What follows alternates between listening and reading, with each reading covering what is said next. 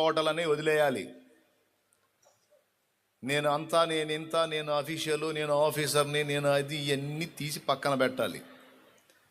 దేవుడి దగ్గరికి వచ్చినప్పుడు రాజైనా సరే దాసుడిలా ప్రవర్తించాలి.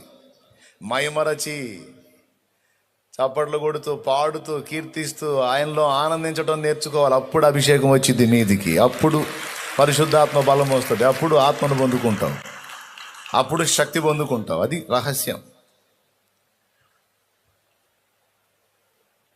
మయమరచి మయమరచి మయమరచి మయమరచి మయమరచి ఆరాధించు ఆరాధించు ఆరాధించు, శక్తి పొందుకుంటావు. అప్పుడు కృపా వరములతో నింపబడతావు. అప్పుడు నీకు భాషలు వస్తాయి, అప్పుడు నీకు ప్రవచన వాక్కు వస్తుంది. అప్పుడు నీకు తెలియకయే దేవుని వాక్యమును ధ్యానిస్తూ ప్రకటిస్తున్నప్పుడు మర్మములు పలుకుతావు. మరుగై ఉన్న రహస్యములు నీ నోట దేవుడు ప్రజలకు అందిస్తాడు.